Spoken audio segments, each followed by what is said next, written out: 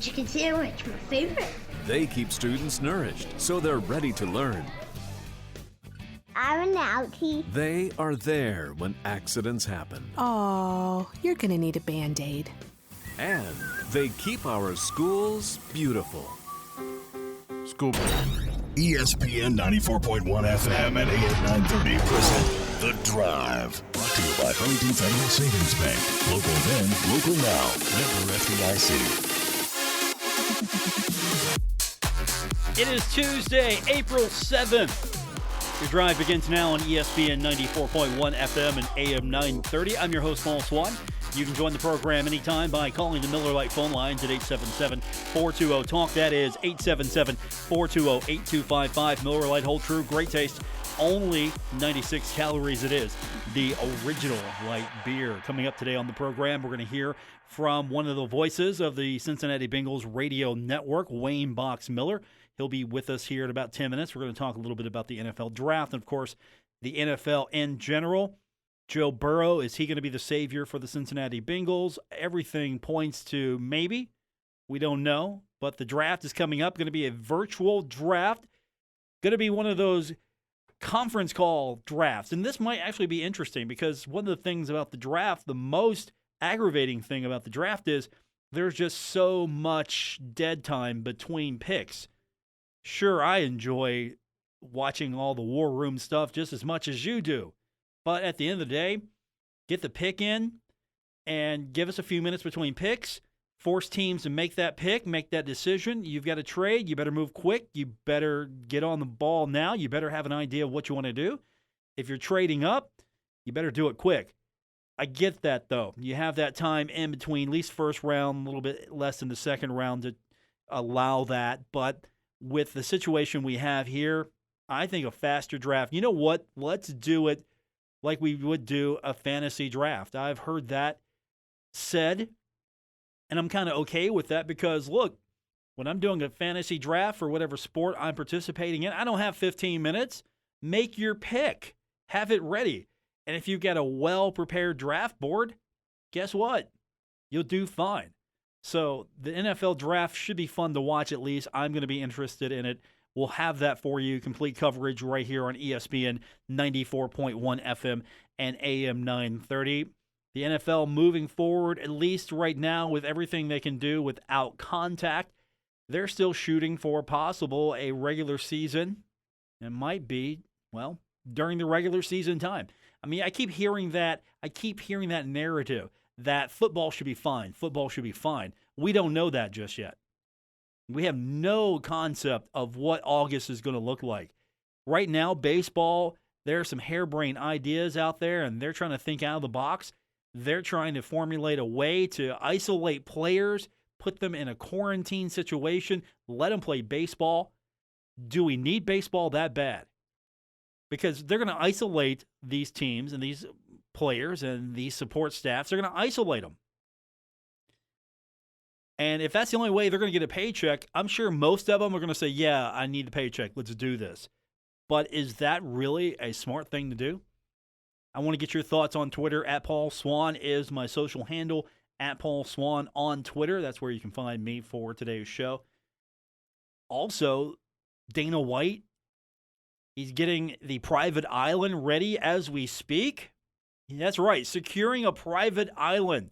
So the Ultimate Fighting Championship can hold a pay-per-view. And I think there's some false thinking here. For the first thing is I'm not going to subscribe to the pay-per-view. I don't care if it's the only sports going on right now. I'm not subscribing to the pay-per-view. I subscribe to boxing and fight pay-per-views when it's major bouts. Not major bouts. Major bouts. I want to see the very best fight. If I'm going to even do that, I'm going to subscribe to a pay-per-view so I can see some mid-carders go at it. No offense, but if I'm dropping pay-per-view level money, I want a very good fight. And here's the other thing is I can't really guarantee that I'm going to get a full fight. That's the one thing about a wrestling pay-per-view, or at least it used to be when you were watching the WWE before you got the streaming app, was the pure fact that you got 3 or 4 hours, mostly, of solid entertainment. And so Dana's going to get an island so he can bring in international fighters and put this card together, and bless you. Just bless you, Dana White. Just bless you. I understand. You gotta be that guy. You gotta go out there and buck the trend. I get that completely. But it's not going to overwhelm us with joy. You're either subscribing or you're not. You're either going to buy that pay-per-view or you're not. And let's be honest, right now, unless you just have to have that fight, you just have to have that night of boxing or cage fighting or MMA, whatever you want to call it. You got to have that night. A lot of people right now are kind of counting their dollars and their cents, and they're saving up, trying to weather a storm here. A lot of people are unfortunately either unemployed, furloughed, laid off, decreased salary, and the list goes on and on. Now, if you threw that on ESPN, here's the thing. You have this. You throw this party on this island. And I'm sorry. I think that's ludicrous, but at the same time, it's brilliant. It's ludicrous, but brilliant. You throw this island party with this card, and you throw this thing on ESPN. Not ESPN Plus. Not ESPN2. ESPN. Just drop this on ESPN, and let's have this for free where we all can watch. Then I'm in. To a degree. I'm in to a degree. But I'm not paying for this. I'm not dropping whatever the going rate for a fight is. I'm not dropping that. Sure, I'd be entertained by it, but I'm not dropping that. Throw it on ESPN. Then you got something here. And do I really want to watch baseball in an empty stadium? Do I really want to watch which would amount to a scrimmage or just a pickup game? Do I really want to watch that? And Major League Baseball, if they get to that point where they're really thinking about ideas and they're trying to figure out how do they put this together, how do they have a season, people will watch. That's the thing. People might watch, but at the same time, how can you guarantee 100% the health and safety of everyone involved? That's the question. So we've got so many of these issues still to go over this right now. I'm telling you what, if I got to wait till August or September so I can get my hockey fix, I'm okay. I'm good. I'll be okay. And I think you will be as well. But at the same time, if they can figure a way to pull this off, I'm sure we'll all be watching. We turn our attention to football. I've got Wayne Box Miller coming up on the other side of the break. We'll talk Bengals football with him when we continue with today's edition here on ESPN 94.1 FM and AM 930. This is The Drive with Paul Swann on ESPN 94.1 FM and AM 930. Presented by Huntington Federal Savings Bank. Guests with Paul Swann appear via the Miller Lite phone lines. One of the good things about the NFL right now being able to still conduct business is we've got football to talk about. And one of the guys that cover the Cincinnati Bengals all year round, you hear his voice every Sunday on the Cincinnati Bengals Radio Network, is Wayne Box Miller. And he joins us now on the program. Wayne, good talking to you again. I'm excited to talk NFL with you. We're doing good. Everything's good here. Hey, man, I want to make sure I send my prayers out to everybody, man, with everything that's going on. Just stay indoors as much as possible and try to get through this. I am washing my hands and avoiding people every second I can. It's a ghost town here at the radio station right now, so we're doing our very best. I can imagine. The good news, I guess, about the NFL is we still have it to some degree because most of this is done over the phone. You don't actually have to be face-to-face to take care of most of this business right now with free agency, with transactions. The draft is going all virtual. So I guess the good news is NFL, we're still not at that point yet where we really have to make some hard decisions about if we're going to have a football season or not. Yeah, the conundrum for everybody is, where does this end? And then I always tell people it's one thing to talk about when it ends. The bigger question to me is when it ends, how long will it take to start back up? And you can only do so much in the down period because you can't press buttons or hit go or do things like that until you have a definitive end date and or start date. But I think the NFL as an entity has done a great job of keeping us all interested. Free agency is still active. The activity is going on, and you would assume, again, we don't know, but you would assume that when football season kind of rolls around, and I'm saying football season as defined around August or so, that you may have a clearer picture of, whether there will be a season, will it start late, will it start on time. So you can see the modification in behavior. We had a meeting today just going through the procedures of doing interviews and calls via Zoom, which is atypical because we'd all typically be down at the stadium. So everybody is modifying what they do, but at least to your point, we're still doing something, and we're doing it safely. The Cincinnati Bengals, I know just by getting the emails from the radio network side, everybody's working at home right now, but they've been pretty busy as an organization in the free agency market. And you've been around, you know Cincinnati Bengals football. Have you ever seen such activity in the free agent market with the Cincinnati Bengals? Not this quickly. I mean, when you look at how fast they got DJ Reader in, and then to come back and get Trey Waynes and, Suafilo, and then coming back to get Mackenzie Alexander. I mean, people always like to lament, well, the Bengals don't do anything. And I think that they do. They just don't do it to the degree that they did it this time, which was quickly and efficiently.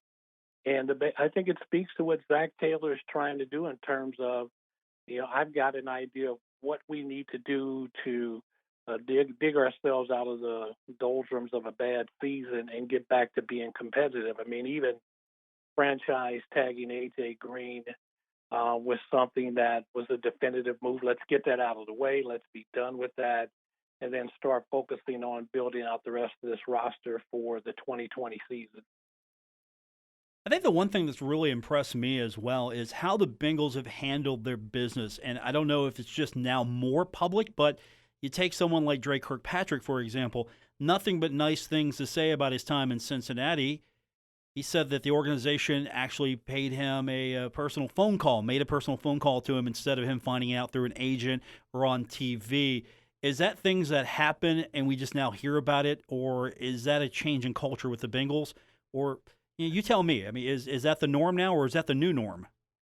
Well, no, it's happened before. And, I talked to Dre the day it happened, and he was as gracious as he's always been. He's a class act. And, I mean, one of my favorite people in terms of just the way he went about his business and will continue to go about his business. But it's a culture. I mean, Marvin Lewis did those kind of things, and there's an intent. I think, unfortunately, the front office gets a bad rap for a lot of things. But, one of the things that we know about Mike Brown and the Bengal organization is sometimes people say they're loyal to a fault. Well, if you're loyal to a fault, that means that you're loyal to that person. So I don't see that as a bad thing. But I think that, to your point, with social media and everything being so out front with everything, that it may appear that this is something new, but the Bengals have always tried to do things the right way. Wayne Box Miller is joining us from the Cincinnati Bengals Radio Network. And as far as the free agency is concerned, have you been pretty happy, pretty excited, pretty impressed with the acquisitions? Do you feel this is going to be potentially a better football team through free agency alone before we even get to the draft? Well, I think it is. I think one of the things that people never think about with free agency that is a value add is when you start signing players and releasing players, it wakes up other players, right? So if you're a current Bengal player right now, I think that your tentacles are very active and saying, wait a minute, am I next, or who's coming in, who's going to challenge my job? I mean, I thought that Dre Kirkpatrick might get another year here. I thought his experience and he was playing well and he got hurt, but I understand the financial side of things. But I think what free agency does and the way the Bengals did it, I think it woke up a lot of players on that roster to say, I better be ready to come and play this year or I could be out of a job. So I think one of the values of free agency is the current roster is on notice, and that's a good thing. Plus, you're about ready to draft, as we all think is going to happen, Joe Burrow, the number one pick overall. And Joe Burrow is a guy that you want to make sure he's happy. He's going to be the number one pick if we believe everything we read. And so is this sort of a way to say, look, we're committed to winning football and just put it out there and making sure that all your draft picks, including your overall number one pick, knows that, okay, I can come into this organization and expect them to be serious about trying to win a Super Bowl, trying to win right away? Well, I think regardless of where they would have drafted this year, that's the mantra. I mean, think about it. When you finish the way the Bengals finished this year, it leaves a bad taste in your mouth. You're going to do everything you can to make absolutely sure that you don't repeat that. And so if they were drafting fourth, if they were drafting first, it doesn't matter. The intent is to get better and get better quickly. I think Zach Taylor speaks to that. I think the players to a person are looking forward to what would be called a redemptive year.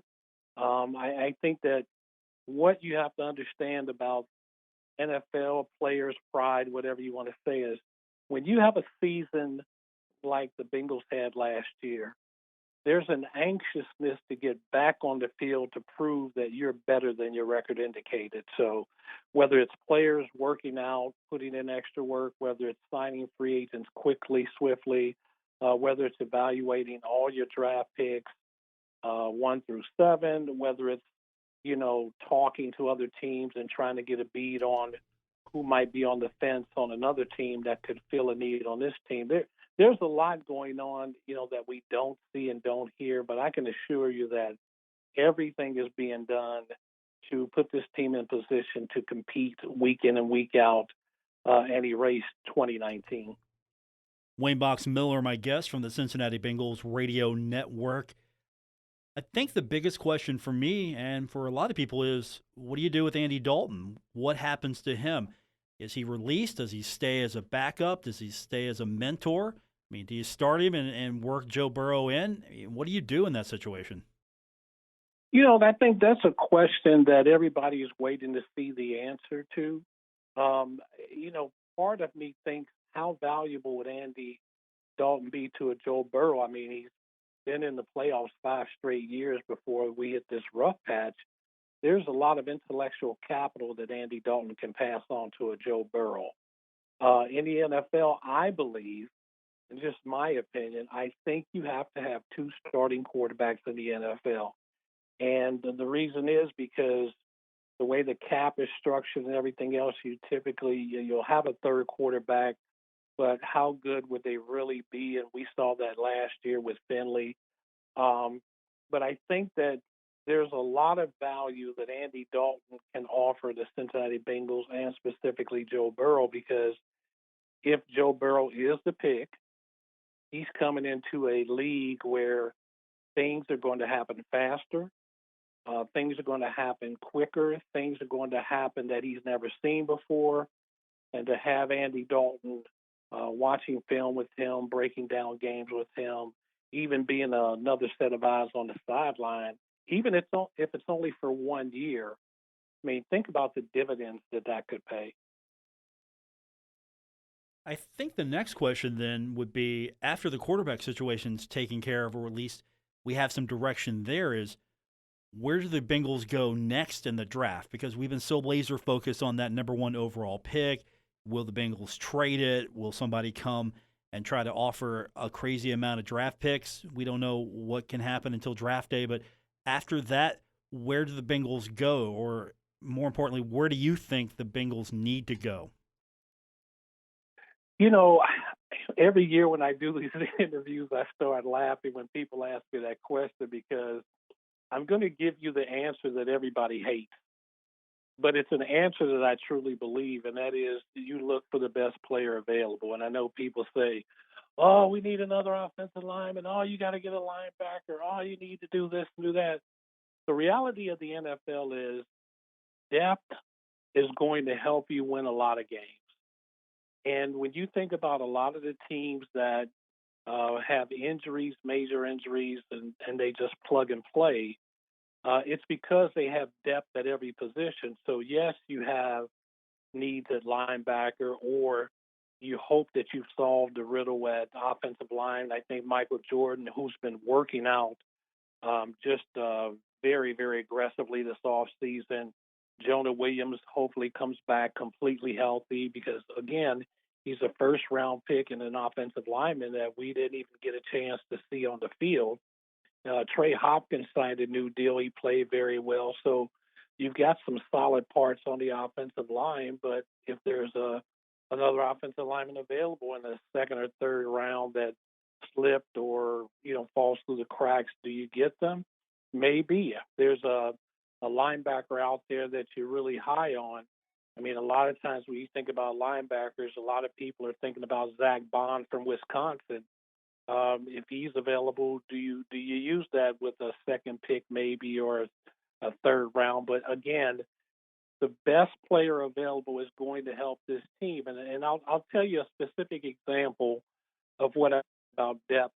When you look at the 2 years ago, the last year Marvin Lewis was here, and the number of injuries that they had, just one after another, I think they set a record for number of season-ending injuries, and the depth wasn't there. They didn't have enough depth at any position where the injuries happened to sustain them, and I think that was reflected in their record. So I know people hate to hear that, but again, whether it's a linebacker like Zach Bond or whether it's a wide receiver, a lot of people are high on Denzel Mims out of Baylor because at the Senior Bowl, he just lit it up. You say, well, why would you take him? And you've got A.J. Green and John Ross and Auden Tate, and you've got Alex Erickson. But again, those are the questions that the front office will assess as they look at building a winning team. But in building a winning team, depth is a part of that. Okay, so if the best player on the board is a kicker, the Bengals should take him. Well, I tell you what, if he's Justin Tucker, you better take him. I'm trying to help out one of my Marshall players here, Justin Rohrwasser. I'm trying to help him out. He kicked a 53-yarder to beat Western Kentucky with no time left. He can kick. I'm trying to help both my needs out here. Well, good, because as a Moorhead Eagle, when you beat Western Kentucky from back in my day, that makes me happy. Beating Western Kentucky makes everybody happy. So you're among friends. Trust me. You are among friends on this particular instance. Now, when it comes to basketball, though, we cannot get along because Marshall and Moorhead really love to go after each other. Yeah, I know. But it's a tough time, but we'll be back. We'll be better.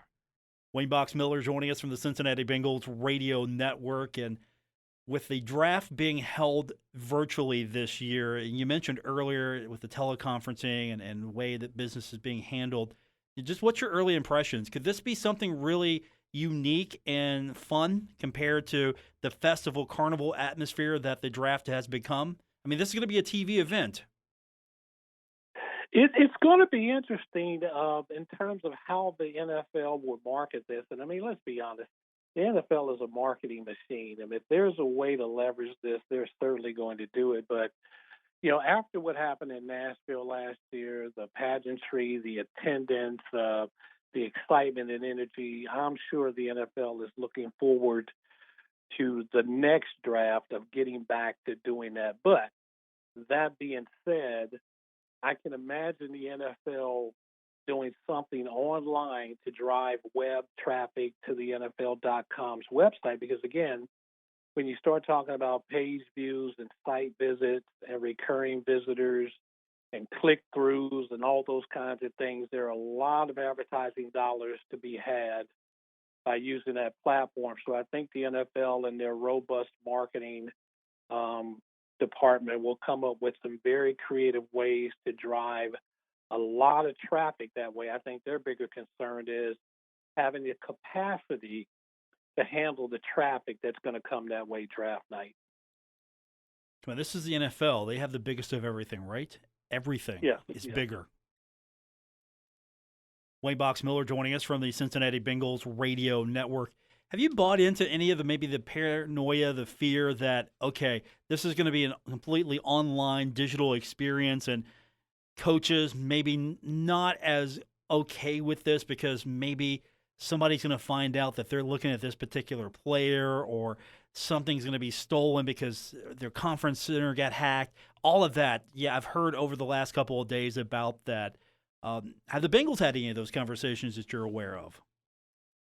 Not that I'm aware of, and that happens every year when people think, okay, somebody's tapping into the phones and somebody's intercepting signals and things of that nature, and whatever. So I'm not worried about that. I think that there's always that conspiracy theory that people are tapping into your phones and people have got bugs in the venue. But at the end of the day, you're going to draft who you draft, and let's just say that somebody wanted a player.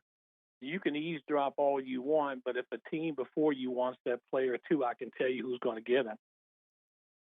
Wayne Box Miller is our guest from the Cincinnati Bengals Radio Network. So the draft coming up soon. The war room is going to be completely different. What do you know of the war room plans? How will the Bengals handle draft day with all of the requirements and the social distancing and everything else that we're all trying to practice right now? I don't have the intel to share. Again, I know today that was our first day of running through a mock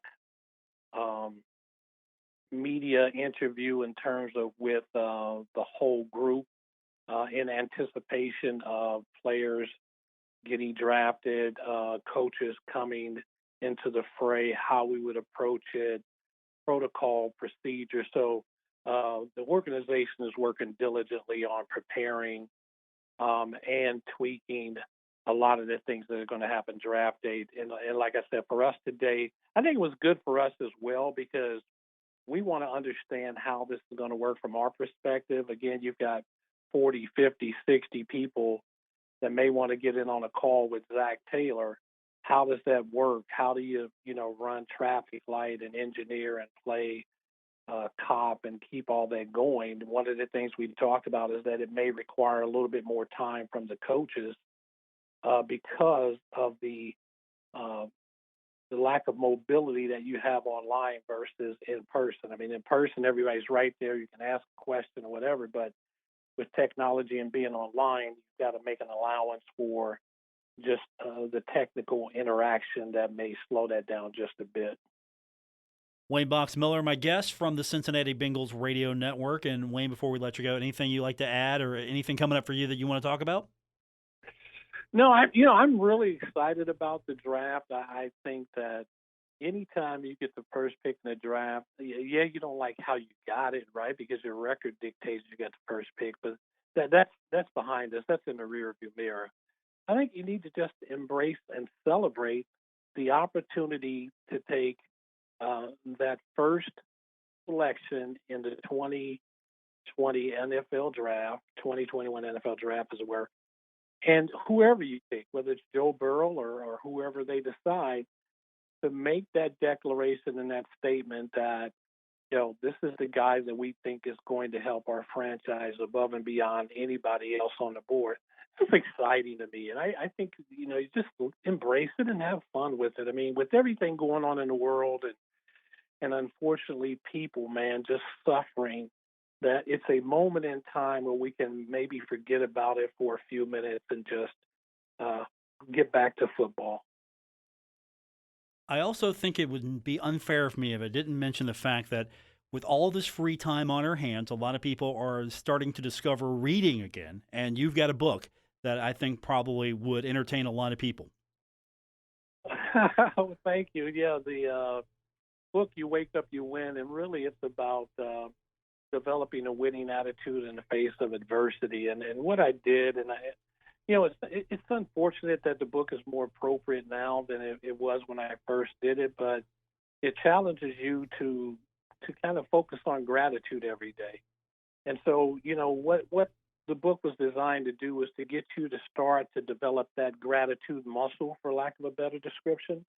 And every day, write something you're thankful for. I mean, for me, I have 4 to 5 prompts in my phone that pop up every day where I try to just list 5 things that I'm grateful for. I mean, it could be talking to you right now. It could be just being blessed to have a meal. It could be the electricity is on, and the things that we take for granted. So You Wake Up, You Win is the name of the book, and the whole purpose is just, again, to be focused on gratitude. And with everything that's going on in the world right now, man, I got to tell you, you got to find gratitude at every turn, because we got to be one right now. There's no black, white, male, female, short, tall, millionaires, dollar heirs. I mean, we're just one race, the human race, man. And we gotta embrace that when this is all said and done.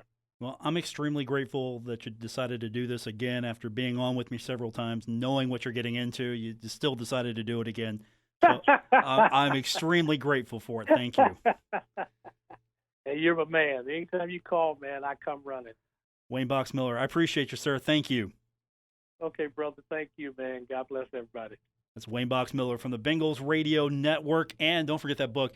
It's You Wake Up, You Win. It's really inspirational. So I advise everyone, you're looking for something to read, add that to your reading list. We're going to take our next break, come back, and we will continue on with today's edition of The Drive on ESPN 94.1 FM and AM 930. Never miss a moment of The Drive with Paul Swann. Subscribe on Apple Podcasts, Spotify, or wherever you get your podcasts. Welcome back to the Tuesday, April 7th edition, The Drive on ESPN 94.1 FM and AM 930. I'm your host, Paul Swann. Thanks for tuning in. We've also got a new way for you to listen to the program. If you've got an Amazon Echo, all you have to do is enable our skill. I've got it linked on our Facebook page. You can click to that directly, enable the skill, and then all you have to say is, Alexa, open ESPN 94.1, and you can listen to their station anytime, including this show live every day at 5 weekdays right here on ESPN 94.1 FM and AM 930. So with everything that's still fluid to this day, we're going to have the NFL draft, but we don't know if we're going to have baseball, the resumption of the NBA or the NHL. And in a pretty candid interview today, NHL Commissioner Gary Bettman, he said that it might not be possible to play the regular season because of the coronavirus. Man, that's pretty much the first time we've really heard him say that we might not get this season in. Because, honestly, they were thinking they've got players quarantined until at least April 15th. That's what they were looking at, and we're a week away from that. And they hope to have more clarity. Try to figure out, are they going to be able to resume the season or not? Because there's still several games to be played before you get to the Stanley Cup. About 11 to 14 games, depending on the team, to get the 82 games in. And they're still shooting for maybe, all right, we might have to do this in summer. If everything works out, if everything is back to some semblance of being normal, we might be able to do this. And again, I'm sure they've got the same questions and same concerns as everybody else. As far as one, is it going to be safe and is it going to be okay, proper for this to happen? Are you going to be able to have the players be safe? And I know some people are wondering, well, how do you keep the players safe? Well, you've heard commissioners, you've heard spokesmen for whatever sporting team, sporting league, always talk about, hey, we got to get the players tested.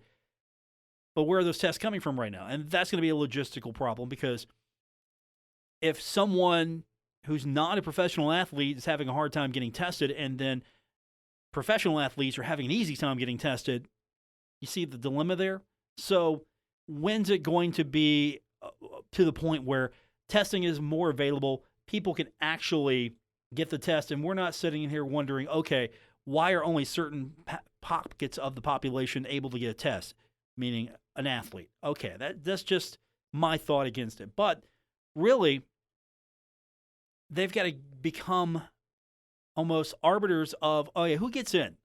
Because the season's not done. We want to do this. We want to do the Stanley Cup. We want to have the Stanley Cup. And you got teams that are right there on the bubble. My New York Rangers, for example, right there on the bubble. And if you told me that, okay, going to go to the Stanley Cup, we're just going to play it, and the teams that are in, they're in, I'm sitting there going, okay, that's great. I get to see some hockey, but at the same time, my team had a shot to get in. And so they're going to have to deal with the standings. They're going to have to deal with who gets in. And so the economy is going to be an issue. The fairness is going to be an issue. For me, it's the health issue as well. How do you do this? How do you pull this off? This isn't a strictly North American sports league. You've got the United States and Canada, and you've got several international players. Some are home, some are not. How do you pull this off? So that's where we're at right now. And I'm sure the NBA is sort of in the same boat. And with Major League Baseball, with ideas coming right field and left field, put them in a dome city, sort of, just put them in a bubble city, isolate them. I don't know. Do we focus more on getting over the health pandemic, the health crisis? Do we focus more on that and then we pick sports back up? Or do we compromise these athletes? Do we compromise ourselves a little bit because we've got this desire and this rush to get sports back? Or is there some middle ground? Because again, sports are live programming. It's something that a large portion of us all enjoy, depending on our favorite sport.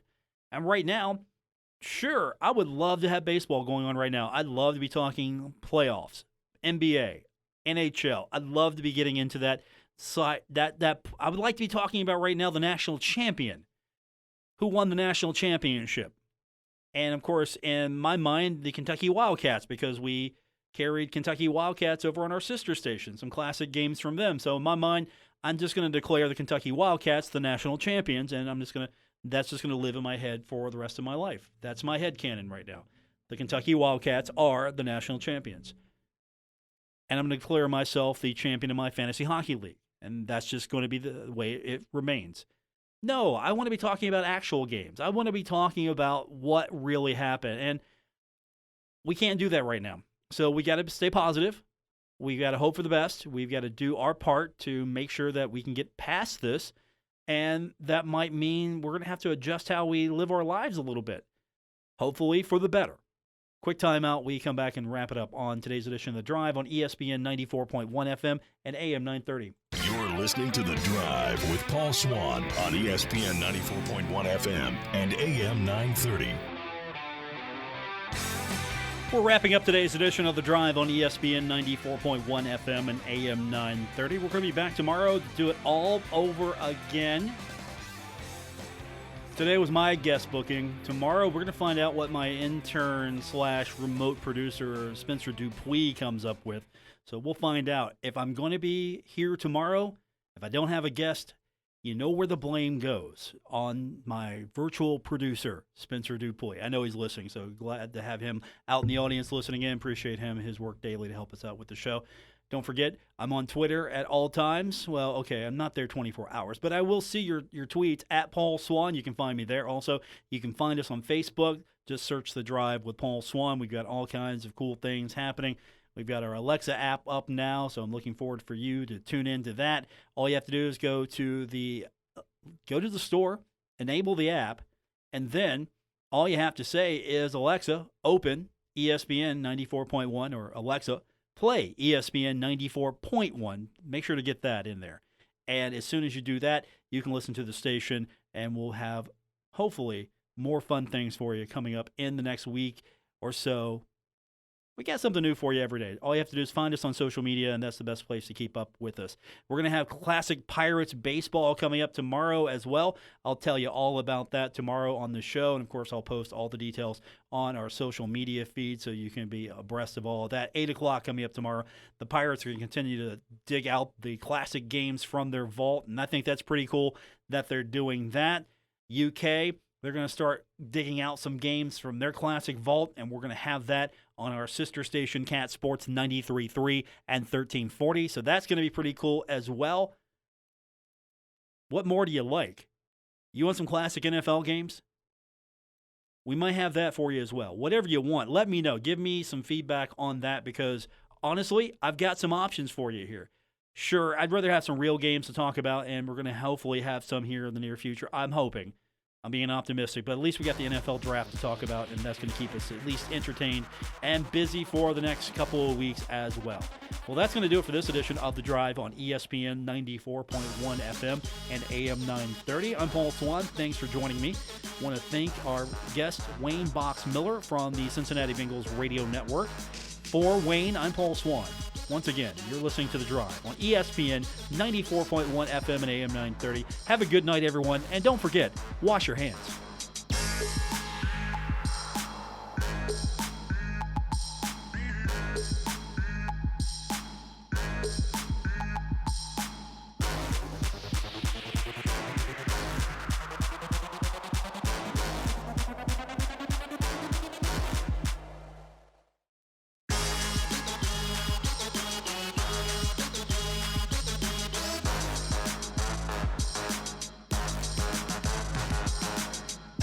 WRBC Huntington, W227BS Huntington, your flagship home of the Marshall Thundering Herd and The Drive with Paul Swann, ESPN 94.1 FM and AM 930.